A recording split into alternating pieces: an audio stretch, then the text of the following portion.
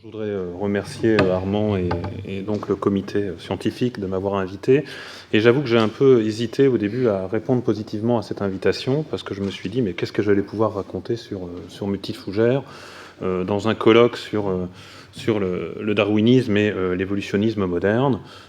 Surtout, avec peut-être de la modestie, je me disais que j'allais peut-être avoir du mal à élever le débat au niveau de toutes les communications qu'on a eues jusqu'à maintenant, où on parle beaucoup de confrontation des idées, d'épistémologie, de confrontation des méthodologies.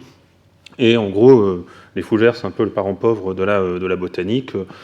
Qu'est-ce que les fougères apporteraient de plus dans la réflexion sur l'idée qu'on a de l'évolution du vivant?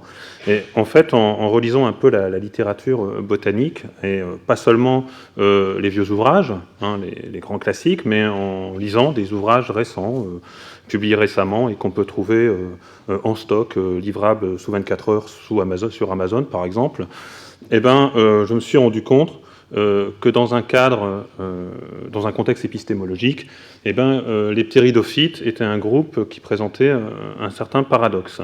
Alors le paradoxe, il est le suivant. D'abord, c'est un groupe qui est emblématique et qui est incontournable quand on parle d'évolution et surtout de l'évolution des organismes terrestres, parce qu'il est clair que, et ça on est tous d'accord, que les ptéridophytes ont contribué de façon significative à la mise en place des écosystèmes terrestres. Leur contribution n'est pas nulle, n'est pas négligeable.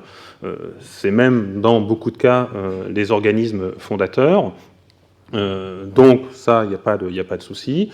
En plus, c'est quelque chose qui est une idée qui est assez ancienne. Hein, donc les connaissances paléobotaniques sont assez anciennes. Hein, c'est bon, depuis Brongniart, mais même bien avant, on a accumulé des tas de connaissances sur les ptéridophytes. Et tout paléobotaniste, hein, depuis Brongniart et Saporta, c'est un passage obligé, se doit de connaître et d'étudier les ptéridophytes. Donc, beaucoup de connaissances, beaucoup de données accumulées. Alors, il faut savoir que, par exemple, les petites fougères, les compressions de fougères, c'est pas seulement un objet historique, c'est aussi, ça a été pendant longtemps aussi des curiosités de la nature. Hein. C'est collecté et collectionné depuis l'Antiquité, à l'instar des coquillages fossiles, des ammonites. Je pense qu'Isabelle confirmera. Et donc, on a effectivement une masse de données assez impressionnante sur ces organismes depuis longtemps. Depuis longtemps, les paléobotanistes travaillent sur la question. Et donc, on pourrait imaginer que ça fait un petit moment qu'on sait à peu près tout sur ce groupe et qu'on sait, en gros, comment l'histoire de ces organismes s'est déroulée au cours du temps.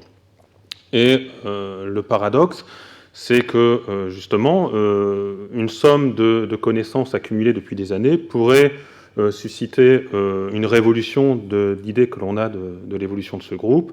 Et en fait, quand on regarde la littérature botanique, quand on regarde certains enseignements, hein, même dispensés actuellement, quand on regarde ce qui est publié sur le net, hein, on se rend compte qu'on en est encore à des idées qui sont vieilles de plus de 100 ans, si ça ne remonte pas à Brongniart, et on a encore une vision très archaïque de l'évolution et de l'importance de ces groupes dans l'histoire du vivant. Et en gros, l'idée que l'on a de l'évolution des ptéridophytes, eh ben, cette idée n'a pas évolué. Alors, elle n'a pas évolué de la façon dont on a pu la médiatiser, de la façon dont elle est retranscrite dans les ouvrages de vulgarisation, mais il est clair que les paléobotanistes ont travaillé là-dessus. Les paléobotanistes, et les nouvelles hypothèses que je vais vous montrer, ce sont des hypothèses. Elles ne sont pas toutes récentes, hein. Ça fait des décennies que d'illustres paléobotanistes ont retravaillé la question. Je pourrais citer mon maître à penser, Jean Galtier, un grand spécialiste des fougères paléozoïques. Donc c'est des choses qui ne sont pas nouveaux dans la communauté paléobotaniste, mais visiblement on n'a pas su transmettre le message, on n'a pas su, si vous voulez, médiatiser suffisamment cela.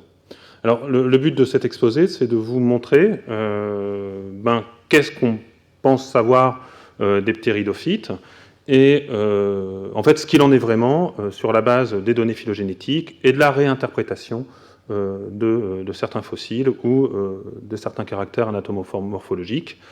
Donc c'est un peu le but de cet exposé. Alors les ptéridophytes, bien entendu, l'image traditionnelle, classique, ce sont des vieux groupes, un vieux truc, qui étaient les constituants principaux des paysages paléozoïques, et on vous montre toujours généralement les forêts houillères du Carbonifère, remplies, constituées principalement, si ce n'est pas essentiellement, par des ptéridophytes, dans lesquels vont évoluer des animaux emblématiques, comme ici Meganora, cette libellule géante, avec l'idée qui persiste que c'était les premières forêts qui seraient apparues sur Terre.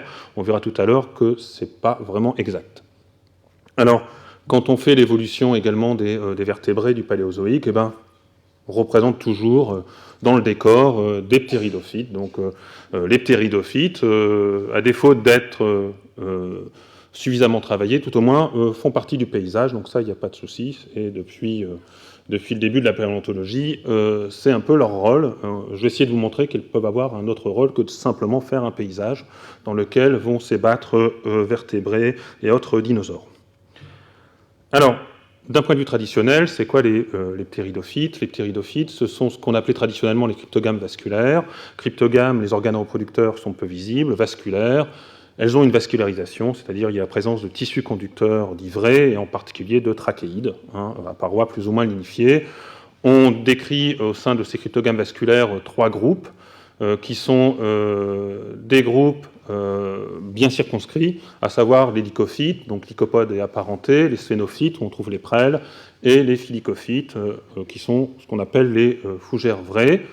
Que partagent ces organismes? À part d'être cryptogames et vasculaires, plus ou moins un cycle de développement homogène, à savoir, donc, c'est standardisé chez les embryophytes et plantes terrestres, l'alternance de 2 générations.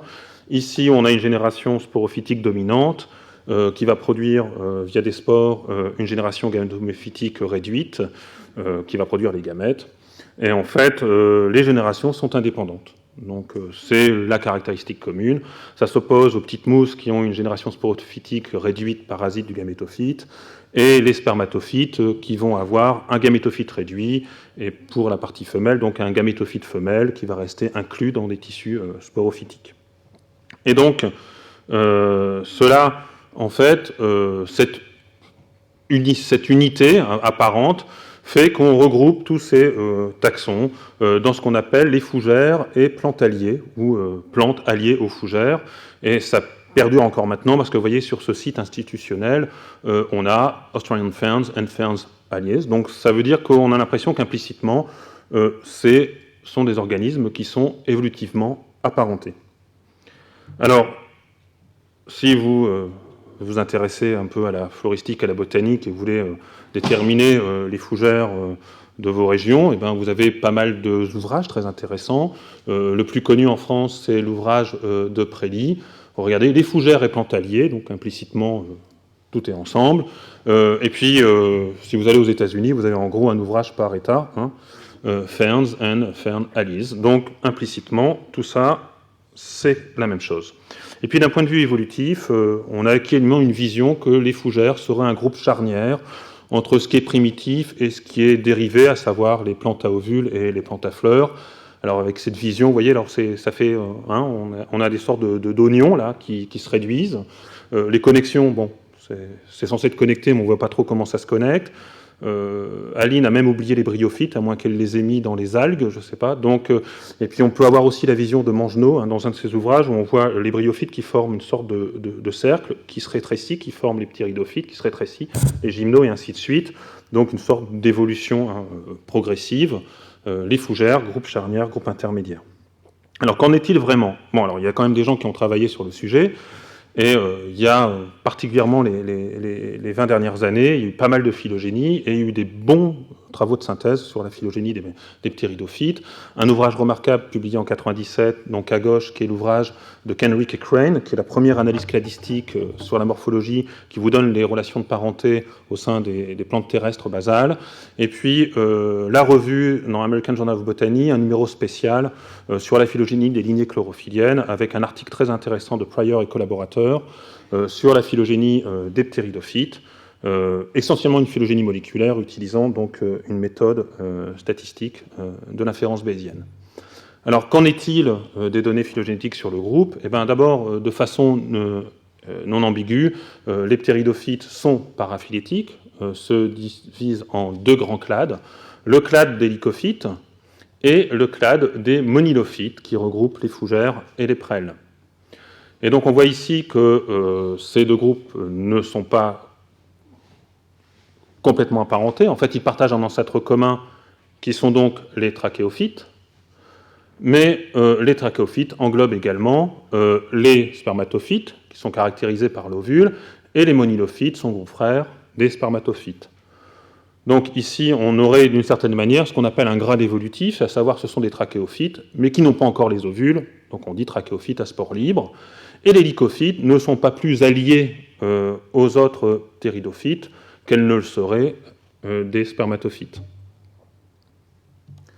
Alors, quand on regarde un peu les fossiles, bon, alors, effectivement, les ptéridophytes, ce sont, semble-t-il, les organismes qui ont créé les premiers grands écosystèmes terrestres complexes, les premières grandes flores, les flores célèbres de Cooksonia, les flores siluriennes, les flores dites de Rhynie, à la limite silurien dévonien, ce qui a permis d'identifier un certain nombre d'organismes, ces premières ptéridophytes, alors déjà des lycophytes bien identifiés, et puis des taxons éteints qui sont dans des lignées qui n'existent plus actuellement, ces premières ptéridophytes. Alors si on regarde attentivement ces premières ptéridophytes, ce que les gens n'avaient pas soupçonné au départ, c'est que ce qu'on pensait être une vascularisation primitive ici, en fait, des analyses précises ont démontré qu'il n'y a pas de trachéides au sein, par exemple, de ce taxon emblématique qui est Aglaophyton, qui avait été considéré auparavant comme un rhinia, mais qui en est maintenant exclu, et simplement des tissus conducteurs qui pourraient être homologues de ce que l'on observe chez les mousses, en particulier les polyptriques, qui montrent que finalement, ces premières ptéridophytes, ces ptéridophytes fossiles, n'étaient pas tous vascularisés. Deuxième observation intéressante, c'est l'observation ici, au niveau du cortex, d'ifs de champignons, qui démontre de façon également non ambiguë que ces premières ptéridophytes étaient mycorhizées. Ce qui peut être un avantage, effectivement, qu'on colonise des sols donc pauvres oligotrophes. Donc, la symbiose mycorhizienne, ce mutualisme, dont parlera sûrement Marc-André Sellos demain, est un événement très ancien et qui a accompagné donc, la sortie des eaux par les végétaux. Alors, si on replace ici l'ensemble des taxons fossiles et actuels dans une phylogénie, on voit que les ptéridophytes sont paraphylétiques, et on voit surtout que les ptéridophytes ne sont pas des trachéophytes, vu que vous avez le clade des polysporangiophytes ici, qui veut dire sporophyte à plusieurs sporanges, ce qui s'oppose aux sporophytes des mousses ici au sens large, qui sont unisporangiés, qui ont un sporange par sporophyte. Et en fait, ces polysporangiophytes incluent les trachéophytes vrais. Donc, le grade des trachéophytes, en fait, c'est le grade des polysporangiophytes à spore libre. Donc, on doit redéfinir différemment les ptéridophytes si on adopte effectivement une vision gradiste pour ce groupe. Et on remarque également ici que les lycophytes, c'est également le groupe de trachéophytes qui existe encore actuellement et qui est le plus ancien, qui s'enracine le plus vieux, c'est-à-dire à la fin du Silurien. Alors, il y a des taxons emblématiques comme Psilotum, de la famille des Psilotacées. Alors, Psilotum, de par sa morphologie globale, a souvent été considéré, vous voyez, donc pas de racines, pas de feuilles, une architecture dichotome, comme une rhignophyte survivante, qui aurait survécu à 400 millions d'années. Et donc, les gens sont très fiers, surtout quand ils en cultivent. On a ça au laboratoire, donc on peut le sortir, on nous étudiants, regardez un fossile vivant de 400 millions d'années. Bon, déjà, indépendamment du fait que fossile vivant, ça ne veut rien dire, ce groupe est-il réellement survivant de ces rhignophytes dits dévoniens ? Ben, pas du tout. Quand on regarde la phylogénie moléculaire, on voit que les psilotes se mettent dans les fougères, même groupe frère, des ophioglossales. Alors, est-ce que cela ne serait pas un artefact moléculaire ? Alors, c'est également confirmé par des phylogénies un peu plus résolues au sein des phyllocophytes actuels. On voit que c'est vraiment dans les phyllocophytes, ici, gros frère des ophioglossales, donc c'est confirmé par des jeux de données, donc c'est des approches statistiques sur... alors, il y a à peu près 400 taxons terminaux, plusieurs gènes, donc plastidiens, nucléaires, donc c'est des phylogénies qui sont maintenant bien soutenues, assez robustes. En fait, on a un retour sur les caractères morphologiques, donc on voit ici qu'une position moléculaire un peu inattendue nous incite à revenir sur la morphologie, et en fait, si on regarde bien de près, on voit qu'il y a des caractères du gamétophyte, des caractères liés au synange, des caractères liés aux spermatozoïdes, donc aux gamètes mâles, qui soutiennent cette position à l'intérieur des filicophytes. Et on aurait d'une certaine manière une fougère un peu régressée, qui par régression ressemble grossièrement à une rhignophyte, mais qui n'en est pas une. Donc là, on voit que les données moléculaires ont permis de mettre en évidence une association, qu'ensuite le réexamen des caractères morphologiques soutient secondairement. Donc un retour morphomolécule, ici, qui est assez finalement fructueux. Alors, autre résultat très bizarre donné par les molécules, c'est ici les prêles, qui sont des fougères, qui sont dans les fougères, ou alors, si on conserve le sphénophyte, les fougères seraient paraphylétiques. Alors ça, par contre, ça pose un problème qui n'est toujours pas résolu, c'est qu'il n'y a pas d'évidence fossile, c'est-à-dire qu'on n'arrive pas à soutenir au niveau fossile la proximité de ces taxons. Ici, vous avez une fougère sporangine, maraciale, qui serait le groupe actuel de fougères qui serait le plus proche moléculairement des prêles. Donc, il y a un gros problème au niveau des données fossiles, parce qu'en fait, le fossile le plus vieux supposé de sphénophyte est bien plus ancien que le fossile le plus vieux supposé de fougère vraie, déjà. Mais on peut s'interroger sur la pertinence de ce fossile. C'est Ibica, et beaucoup d'auteurs considèrent que ce ne serait peut-être pas une sphénophyte.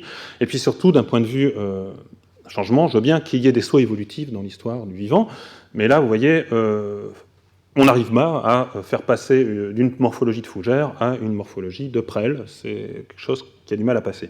Donc cette position moléculaire de la prêle est encore fortement débattue. Alors un taxon également très intéressant, c'est le groupe des progymnospermes. Alors en fait, c'était initialement deux taxons, qui étaient considérés comme distincts, donc des taxons du Dévonien moyen, une fronde de fougères supposées primitives, un tronc assez étonnant avec une anatomie moderne, gymnospermienne, avant que Beck, dans les années 60, démontre que ces organismes que ces parties étaient en connexion, et définissent le groupe des progymnospermes, et qui appelle ça donc Archéoptéris. Et c'est quoi les Archéoptéris ? En fait, ce sont des ptéridophytes arborescentes. Et ces ptéridophytes arborescentes, ce sont elles qui ont formé, à la fin du Dévonien, les premiers écosystèmes forestiers. Donc les premiers écosystèmes forestiers, ce ne sont pas les forêts houillères du Carbonifère, mais ces forêts du Dévonien terminal, et même les formes arborescentes ont commencé dès le Dévonien moyen, donc la mise en place d'écosystèmes forestiers a débuté au Dévonien moyen. Alors ça a eu des conséquences écologiques, c'est que d'abord, on a eu progressivement au cours du Dévonien la mise en place de vrais sols forestiers, de paléosols, avec toute la faune et la flore associée des écosystèmes. Et puis d'un point de vue de changements globaux, effectivement, vous voyez ici une chute drastique du taux de CO2 à la fin du Dévonien, qu'on suppose être corrélé avec l'installation d'un couvert végétal terrestre. On peut imaginer que ces grandes forêts avaient pour effet étaient peut-être des puits potentiels de carbone. Vous imaginez les conséquences que cela peut avoir sur les écosystèmes et les environnements. On a effectivement, à la fin du Dévonien, des crises d'extinction qui pourraient être corrélées donc, à la mise en place de ces écosystèmes forestiers. Et ces écosystèmes forestiers, finalement, c'est là où on commençait à gambader, à s'ébattre les premiers tétrapodes. Alors, les progymnospermes sont doublement intéressants parce qu'en fait, on s'est rendu compte sur la base de données anatomomorphologiques que les plantes à ovules, ici, donc un des plus vieils ovules, ici Archéosperma du Dévonien supérieur, que les premières plantes à ovules s'enracinaient dans les progymnospermes. Alors, d'où le terme progymnosperme, bien entendu, qui n'a pas été choisi par hasard. En fait, les progymnospermes ici, attention, ne forment pas un groupe monophylétique, c'est trois ordres paraphylétiques. C'est même pas Archéoptéridal qui serait le plus proche parent. Il y aurait d'autres ordres, protopythial et aneuropythal, vraisemblablement protopythial. Bon, c'est très débattu. Donc en fait, on aurait ici les progymnospermes paraphylétiques, à l'intérieur duquel s'enracinent les plantes à ovules. Et donc les plantes à ovules ne sont pas parentées à aucun des autres groupes directement de ptéridophytes actuels, et en tout cas, en aucun cas aux fougères, parce que les plantes à ovules se diversifient avant les fougères vraies, selon la distribution stratigraphique. Alors, ce qui est intéressant également de voir chez les ptéridophytes, c'est que c'est également au sein des ptéridophytes, et très tôt dans l'histoire, que vont se mettre en place la diversité anatomique et des formes de croissance, et en particulier le stèle ici propre des plantes à ovules, cette stèle dit moderne, en fait, elle préexiste déjà chez les progymnospermes. Si on regarde également les formes de croissance et l'architecture des plantes, on constate que tous les modèles architecturaux ici 10 monopodiaux, se mettent en place au Dévonien dans les groupes de ptéridophytes, et il faudra attendre le Carbonifère inférieur et certains groupes de spermatophytes, en particulier les calistophytales, pour voir apparaître la ramification axillaire et les modèles monopodiaux. Donc on voit ici que ces ptéridophytes sont majeurs dans la mise en place d'acquisitions clés au niveau de l'architecture de la morphologie des plantes. Et donc, ça serait un petit signal à donner aux gens qui font de l'évo-dévo sur la morphologie des plantes et qui ont tendance à ne travailler que sur les spermatophytes, de leur dire que peut-être il faudrait regarder sur des modèles ptéridophytes, parce que c'est là que tout se passe. Ensuite, si on regarde l'évolution, par exemple, de la feuille, l'organe foliaire, bon, il y a deux grands types de feuilles chez les plantes vasculaires. Il y a les microphyles que l'on trouve chez les lycophytes. Les microphyles seraient en fait des énations, c'est-à-dire des émergences épidermiques secondairement vascularisées. C'est apparu au Dévonien basal chez les lycophytes.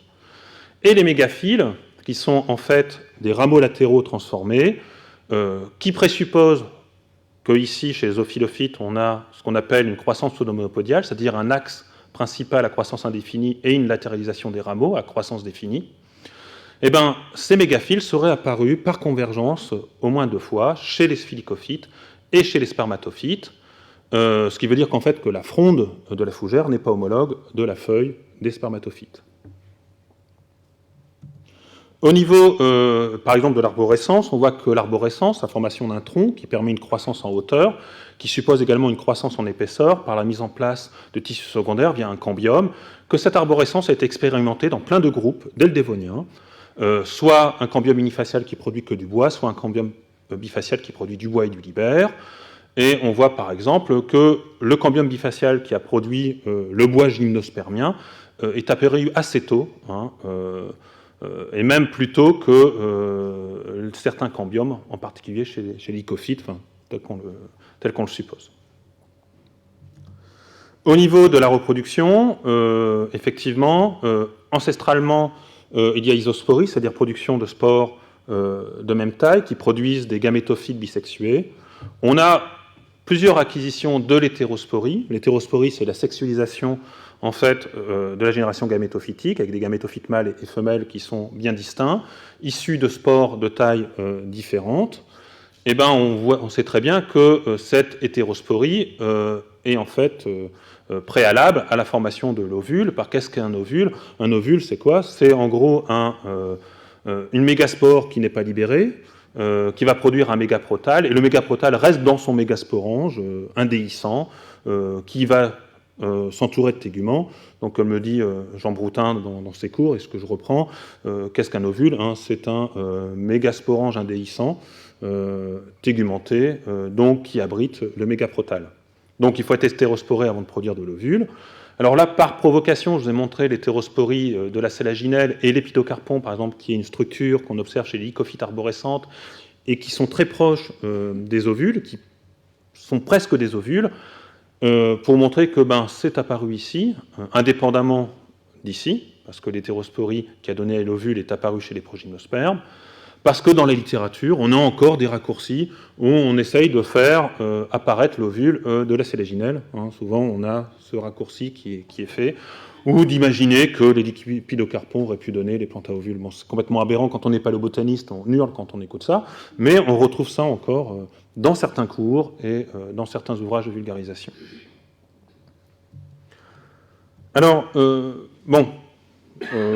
en fait, ce qu'il faut montrer ici, c'est qu'il y a au Dévonien ce que j'appelle une révolution, la révolution dévonienne, parce que c'est au Dévonien que vont s'en mettre en place la grande majorité des lignées qui existent encore actuellement de plantes vasculaires, et les grandes acquisitions morphologiques, et même au niveau de la reproduction, vont se mettre en place également au Dévonien au sein de groupes de ptéridophytes, mais de façon ici, en fait, convergente.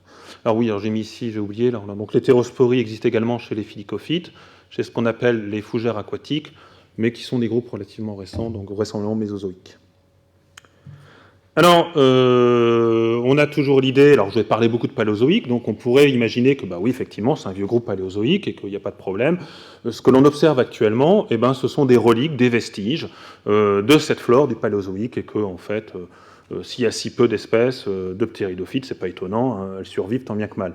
Alors, si peu d'espèces, tout est relatif, hein. Les ptéridophytes, c'est plus de 10 000 à 11 000 espèces, donc c'est quand même le deuxième groupe de plantes vasculaires après les angiospermes.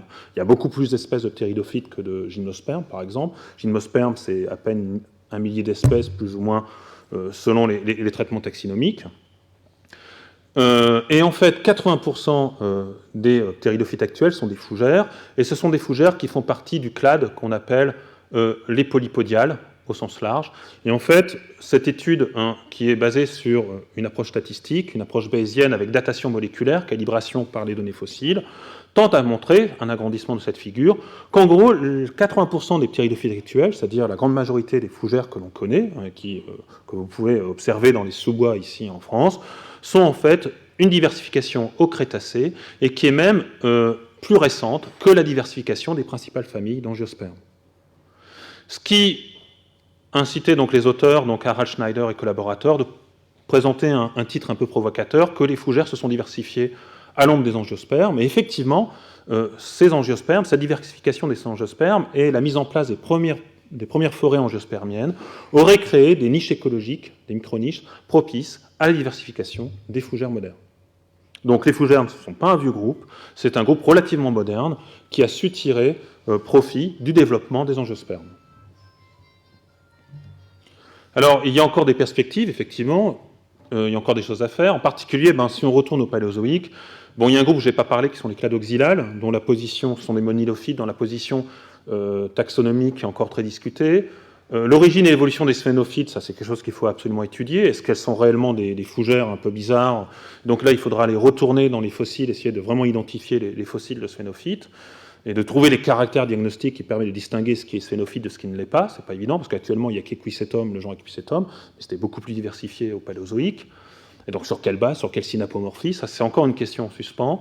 La relation basale au sein des monilophytes, qui inclut ces groupes-là, c'est quelque chose qui est encore d'actualité. Il y a un sujet, il y a une étudiante de Master 2 qui travaille sur le sujet. Il y a d'ailleurs un sujet de thèse qui est proposé à l'école doctorale du Muséum là-dessus. Et d'ailleurs, ce qui est intéressant, c'est que si on arrive à avoir un bon cadre historique, on pourra même s'intéresser effectivement d'où viennent les mégaphiles, où sont-elles apparues et par quel processus. Mais on manque encore, si vous voulez, d'un cadre historique vraiment robuste qui intègre les fossiles. Alors, bien entendu, des idées reçues et d'autres histoires. Ici, il n'y a pas que chez les ptéridophytes qu'elles persistent. Alors, ils ont plus de chances que nous, c'est que les gens qui travaillent sur les plantes à ovules, sur les plantes à fleurs, arrivent à se faire connaître mieux peut-être que les ptéridologues. Donc nous, s'il n'y a pas eu évolution des idées sur les fougères, c'est pas parce qu'il n'y a pas eu d'évolution, elle a eu lieu, c'est qu'on n'a pas fait notre évolution médiatique, c'est-à-dire que maintenant il faut savoir nous vendre et montrer qu'on peut raconter des choses rigolotes et très originales sur les ptéridophytes.